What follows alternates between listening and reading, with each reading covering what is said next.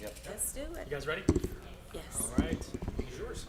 It is mine. Let me just pull up the agenda real quick.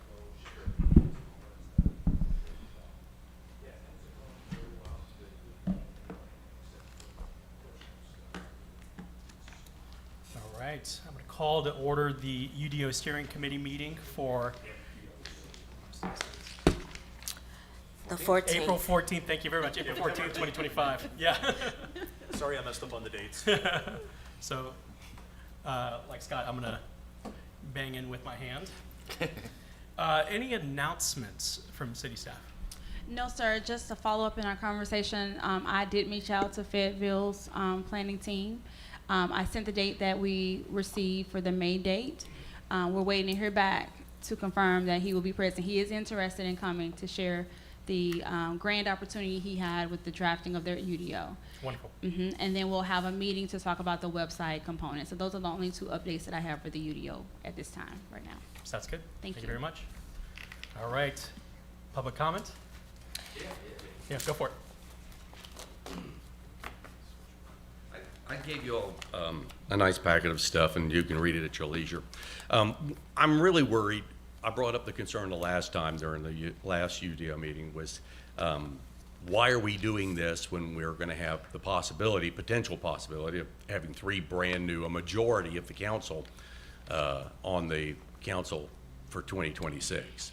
And you're going through a long, lengthy process, and you could have an entirely new council that says, this is not where we want to go, not what we want to do, and why don't you scrap it and start again? And I can tell you there's a lot of case study in Peachtree City and other jurisdictions where that exactly has happened. I get a little alarmed too about the political nature of the makeup of the UDO board, and I've written this in the comments. You've got that in front of you. I think if you're going to have a appointed position, as I said in the statement, elected positions are political by nature. You have ideological and political platforms that you run on. The citizens pick those people, and that's the choice that they make. But on appointed positions, the citizens have no say in your appointment. And it's of the utmost importance that you try to be as impartial and nonpartisan as possible, and when you're doing your deliberations and just in your personal conduct. I get alarmed when I see some things like Mr. Hamner where he's writing something and he's being critical, like say, for example, of Suzanne Brown when she was a candidate about the section 1204, where we were talking about variances, where the city literally voted to give away 50% of the setbacks, which means you have no zoning ordinance once you start giving away 50% of the setbacks. It's the biggest tool that we have to ruin our planning community and our ordinances, our zoning ordinances. They passed that in the Fleisch administration on their very last meeting. That was their parting gift to Peachtree City. We had a series of meetings, and Mr. Hamner suggested that nothing was wrong with those meetings except that they were illegal meetings. There was no agenda for those variance meetings. There was no vote in public on those meetings. There were no minutes for those meetings. And he suggested, well, we could have complained about those or looked them up. Well, if you don't know there's a meeting and the city's not notifying anybody there's a meeting, then how do you complain about what's going to happen in that meeting? You can't. That was illegal activity. We brought that up. Mr. Hamner disagreed with us, or he supported it, one or the other. I don't know. He can give us his opinion on that. But the problem I have is that if you guys start writing political pieces and you sign it off as, let's just say, for example, the chairman of the planning commission or the vice chair of the planning commission or the chair of the UDO committee, people will view that as coming from that committee. Now, from a mayor's perspective or a city council member's perspective, that's fine because they've been promoting that all along and they're expected to be ideological and political. They're expected to be partisan in one form or another. The citizens count on appointed members of commissions and authorities and whatnot to be as unbiased and impartial as you possibly can. And when we start seeing political tones in what's being written, people start asking questions. And one of the things that I was worried about was, where if we could possibly have 3 new members coming in here, why are we doing this? And some people are going to put a political motive into why we're probably doing this a bit early. I've locked heads with the current mayor many, many times. And I know you've supported the current mayor publicly. And that makes us wonder, why are we doing what we're doing when we're doing it? And I think it's valid. I think it's legitimate. And you've got to do everything in your power to make sure that whatever you're doing, you're not giving the citizenry the impression that you're maybe doing something for all the wrong reasons and starting a process for all the wrong reasons. And I put in the perfect example. You wrote a nice column on the civility resolution, and the board council said we're not going to do that resolution because we may have 3 brand new council members in 2026. The exact same argument that I was using for the UDO. That's what they did, and that's how they acted on the resolution for the civility. Not to mention they're having a real problem with civility in the background. But that was the exact same rationale that they used, and I think you need to consider that. And if there's political motivations, and by political motivations, if you are planning on running for the city council post, then you should probably resign from your appointed post and run. I have no problem with anybody running who wants to run. I applaud you. I've done it myself several times. Run, for goodness sake. But if you're running and you're holding an appointed post that makes vital decisions on matters like what we saw today on land planning and zoning and variances and whatnot, you should probably resign from your post and run for that office. And let somebody who doesn't have the same political motivations take your spot, and we can rest assured that there's no motivation in what they're saying one way or the other based on running for office and the outcome of an election. And for that, I thank you for allowing me the time to speak. Awesome. All right, thank you so much. Any other public comment? All right. With that, we'll move into the discussion items. Oh, sorry, for the minutes. We have to approve the minutes, sorry about that. Did everybody have a chance to look at the minutes and any additions, changes? All right. With that, do we have a motion to approve the minutes for March 24th? I'd like a motion to approve the minutes of the March 24th? That's right. Yep, March 24th, UDO as submitted. All right, do we have a second? Second. All right. All those in favor? Say Aye. Aye. Aye. Aye. All right. Minutes approved. All right, discussion items. For this, I know that we had spoken about trying to have some of these things posted on the bigger board. Are we able to do that for Yes. this So first part? Which one would you like, the Word file or the Excel file? Let's start with the Word file. Got it.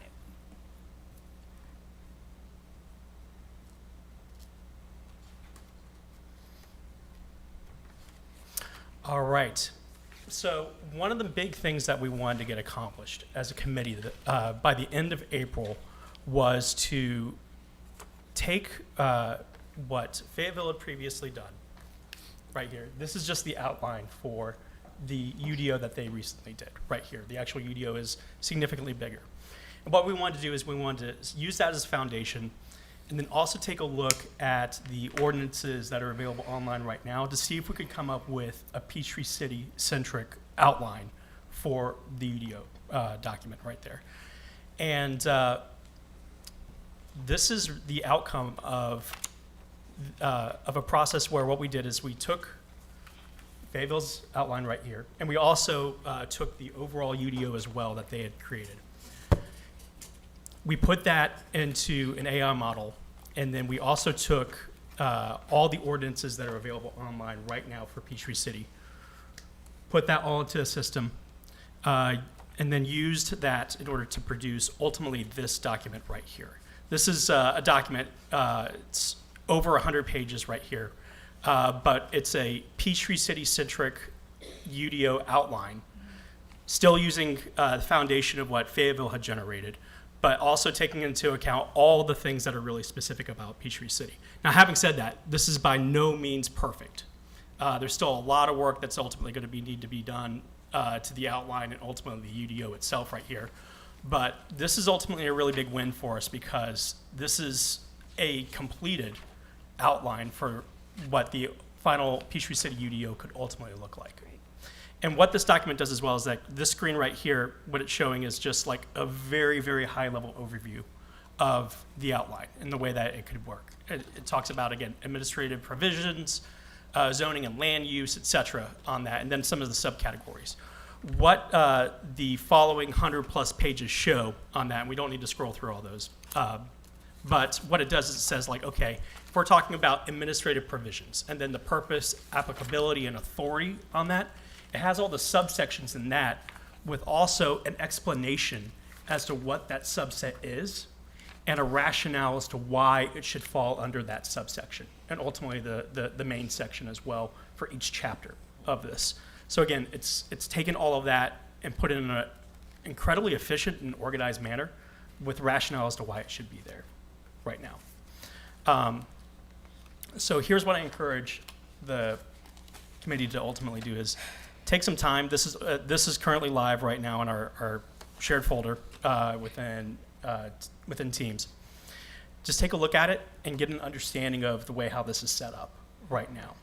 Again, it has already a lot of the very specific Peachtree City things already within it, and again, is taking some of the learnings that we had from Fayetteville as well on this, but get familiar with it because we're going to ultimately be spending a lot of time with this.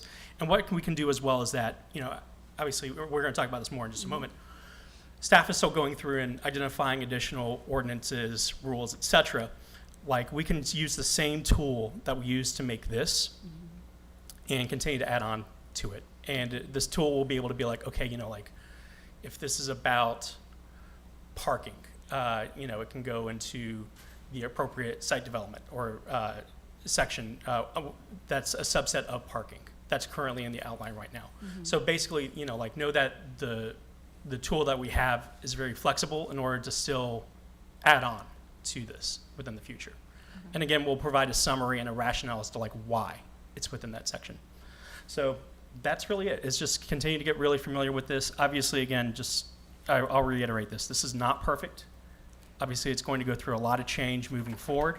But, we were able to take, this is not an exaggeration, take something that would have been months to complete if we were to try and do this manually, and did it within, I think I kicked it off when I started an episode of The White Lotus, and by the time it was done, the episode was done, this was already in really good shape. It just required some additional changing around it, but very minimal overall. So that's the outline on this, and again, it's the big project that we had for April, and it's already complete. All right, any questions, comments? I thought that the Fayetteville outline was great. Yeah. So using it as a base for our own, I think makes a lot of sense. So yeah, I think it's a nice exercise, and I think as long as we go through it and don't have any major concerns about how it's been organized by the computer, then I think this is a great start. Yeah, and that's exactly what it is. It's a start for us. But again, it's got a, and this is what's really important on this as well, is that it's got a reason why it's saying it belongs in this segment right there. So again, as we go through this, we can obviously understand why it put it there, and we can accept it, we can reject it, but again, it's a great starting point for us. All right, any other comments? I took a look at it earlier, and it looks like a lot of work. It does. It looks like a lot of work, and I appreciate you putting it together.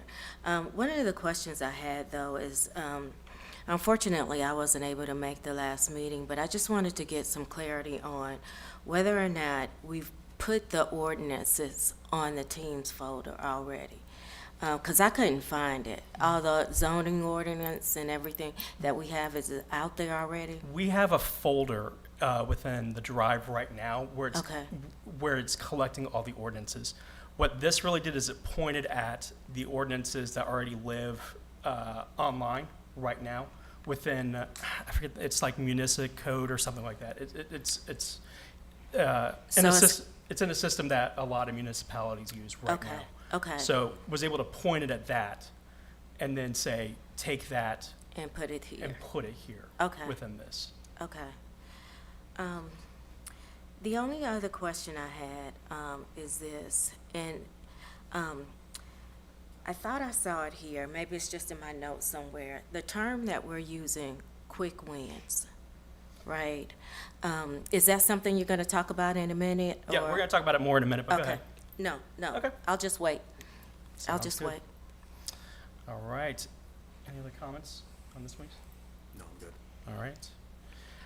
Next is the, and you can bring up the tracker now, the spreadsheet.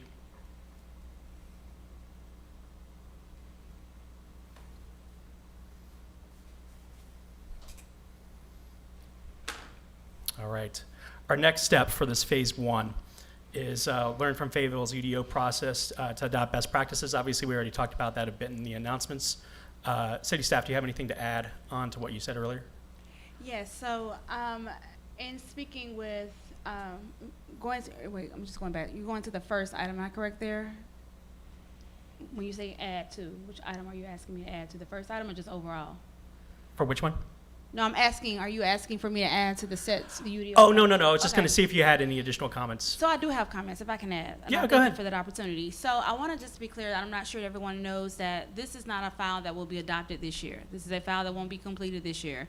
We're looking to have this completed by the end of next year, 2026. We will be presenting, Mr. Hamner, I think you have the timeline and the details to City Council. I think when we met last week, was it May? I think we were trying to push it to council, or was it later? I can't remember. May is when we're going to give the update, second meeting in May. Got it. So with that, I think it would be great if we could kind of include these kind of informations over to them. Sure. What I will start to do for your assistance, I'll also start keeping up with kind of the count. As I mentioned to Chairman, I jokingly brought this amazing file that is the ordinances that we use on a daily basis in the zoning office. It's very large. I would love for you all to have an opportunity to see what that page count looks like so that you can be, when you see it in sentences, it doesn't, or just listed in columns, you kind of don't really see the actual consumption of work. But when you see it in numbers, you'll see this is over 500 pages of a document of codes.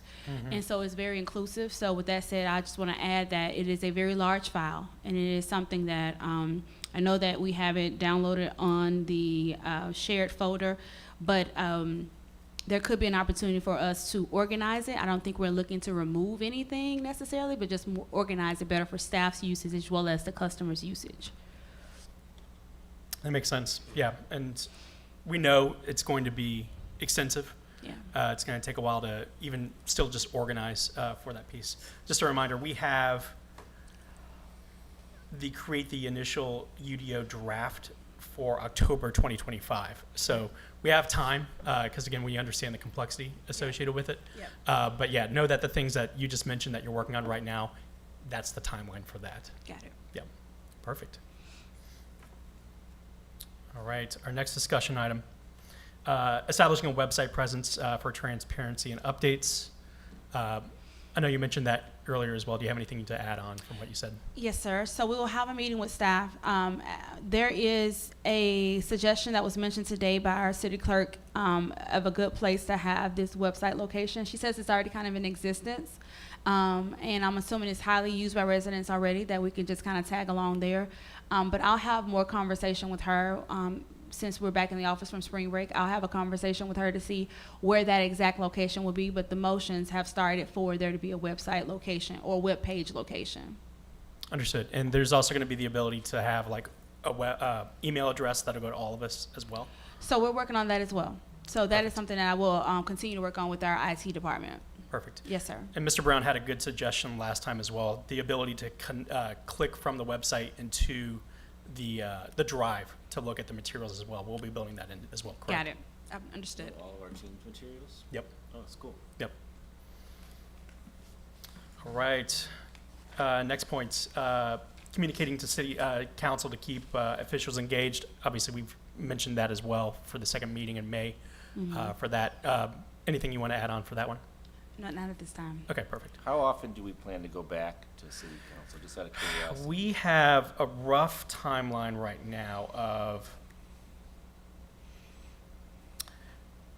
May 2025, November 2025, and that will be after we have the initial draft done. Right. I Yeah, think it was about 6 months. Yep. every Yep. 6 months or so. No, and then in February 2026, June 2026, and October 2026. So we ramp it up because, again, that's going to be obviously a lot of the legwork in order to refine everything and get it better organized, where we can then go in and be like, here's how we're progressing on that and how we think we're going to be hitting the 2026 deadline. Right.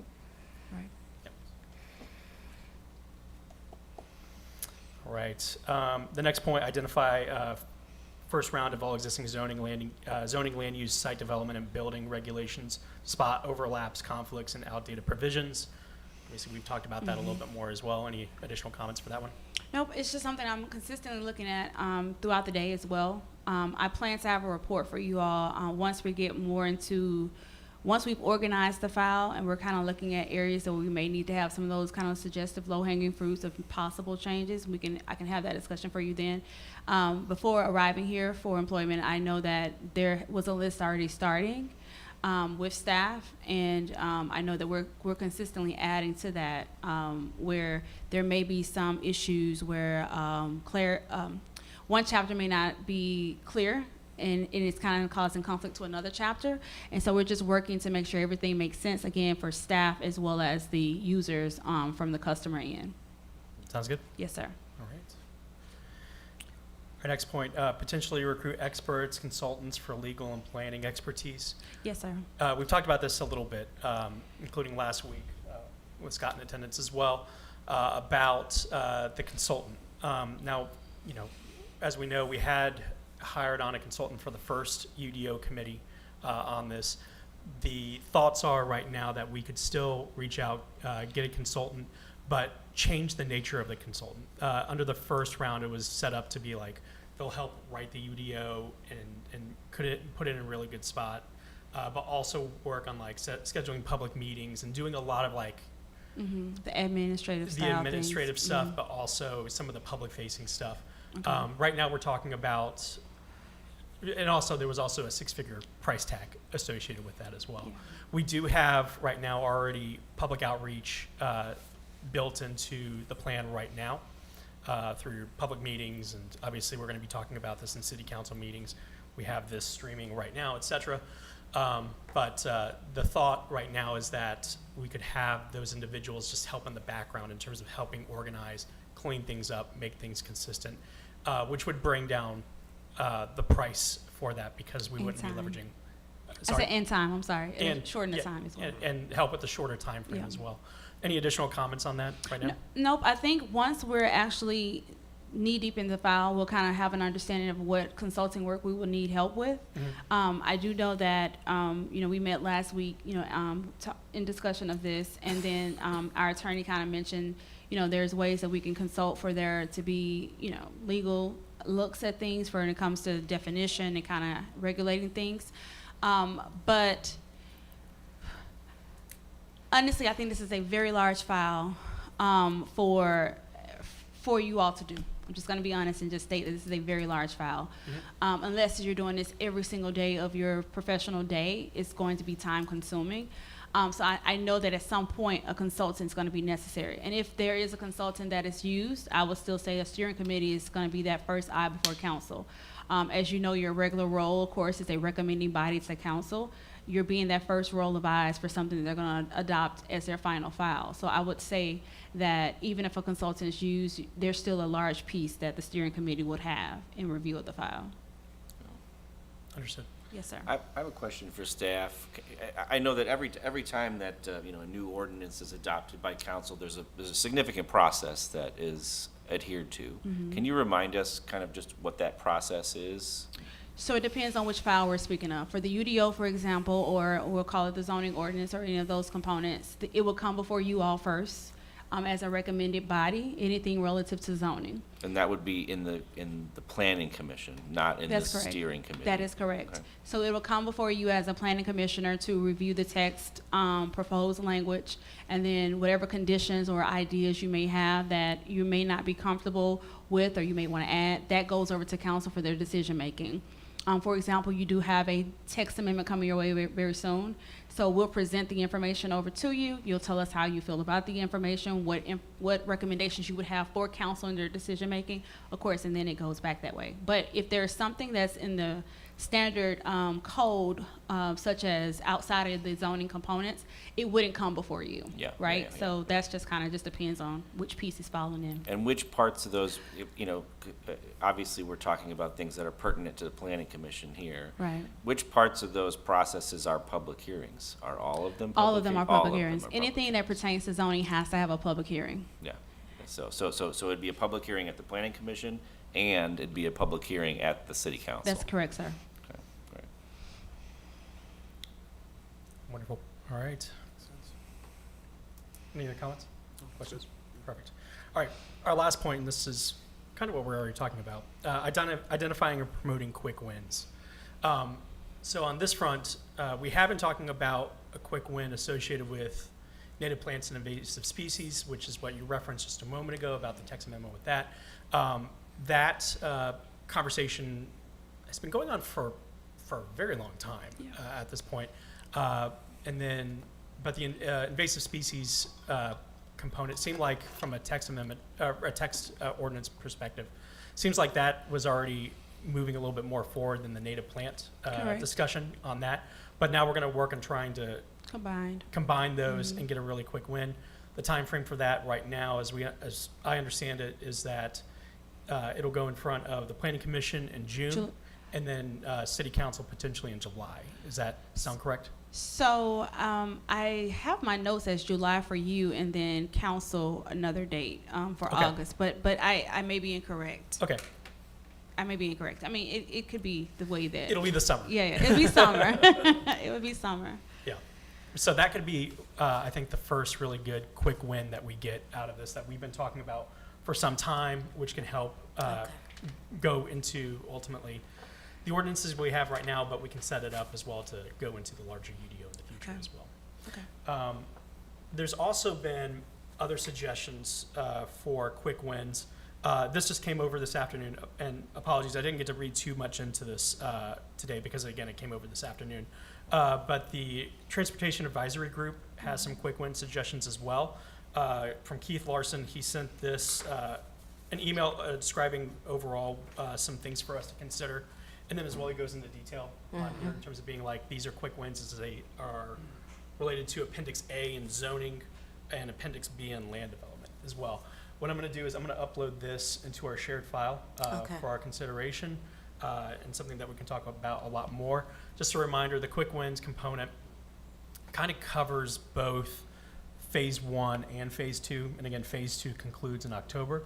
So we have some time to look at this and see about how this would work, how it would work in terms of city council as well, getting in front of city council to help with that. Okay. But again, this is a great example again of like, the work that we are attempting to do in terms of helping organize these documents in a more digestible manner, how others within the public who are involved in municipal matters can help us with this as well. So I think that this could be really good for us to consider.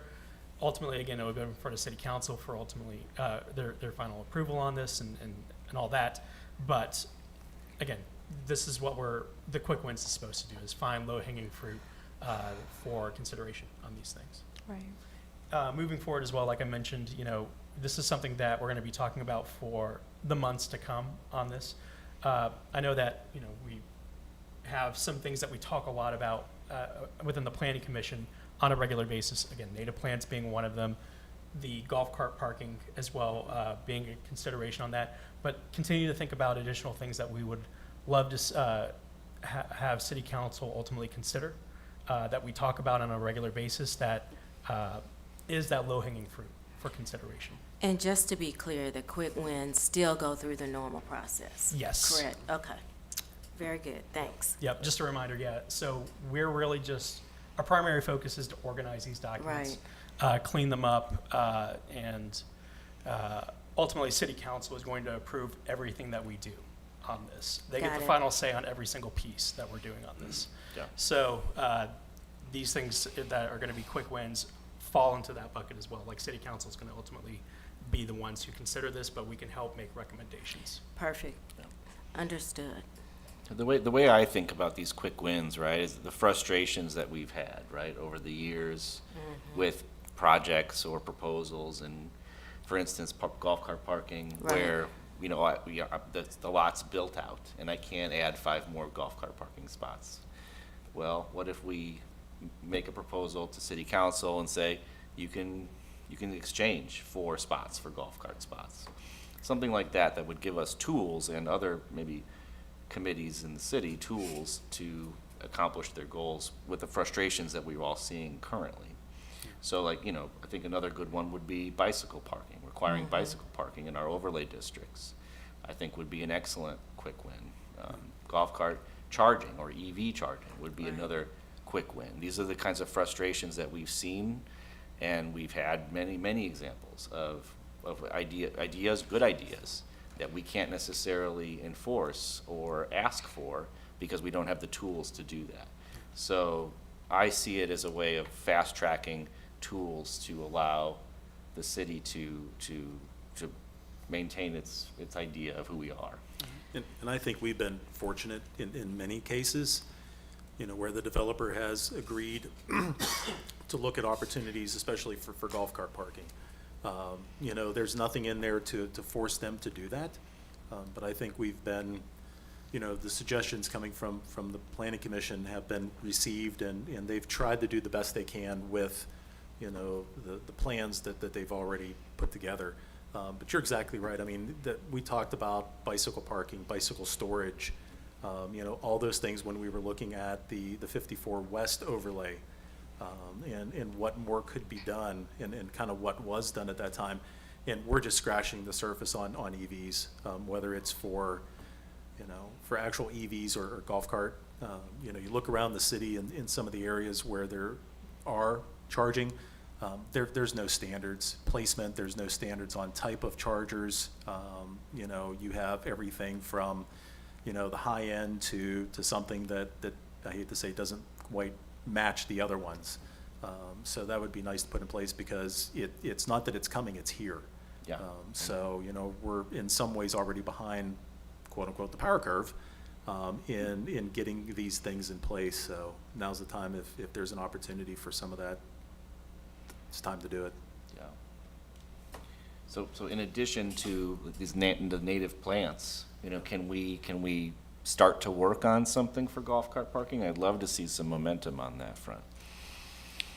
That's something we can push, that you can push as well for it, and we can work together on it. Yeah, I'd be happy to. I'd be happy to help put something together, put some language in place. So your code allows for zoning amendments can come from the planning commission, as well as far as initiating and starting the conversation. So definitely, if you feel that you would like to have those done at the same time, you can officially put a request in for us to share with the city manager, for him to share with council, and then Okay. we'll go from there. Okay, great. Yep. Very good. Those were the discussion items that we had. All right. There are final questions, comments? Just a quick personal note, I'm going to miss the next meeting scheduled for the 28th. So I'm comfortable with, again, we're ahead of schedule right now. I'm comfortable if we pick up the UDO committee meetings again in May, but you guys are welcome to have it as well if you would like to. Well, I think that's a fair comment, yeah. Yeah. Isn't it? Okay. Yeah. I agree. Not much we're gonna get done in the next 2 weeks anyway. Right. Yeah, the biggest thing right now, take a look at the outline. And also keep considering quick wins for us. And those are the big things that we can do in the Okay. meantime. Sure, go ahead. Your presented materials that you posted should be in your agenda packet. They're not in the agenda packet. It would help the citizens know what we're going to be talking about. None of that, the only thing in the agenda packet is the minutes from the last meeting. So if you had these materials that would be presented in the packet, that would be very helpful. Sure.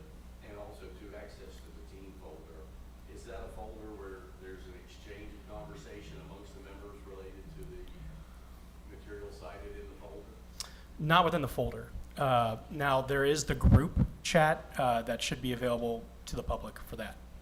Yeah, you just need to be careful with group chat because you're touching violations of the Georgia Open Meetings Law.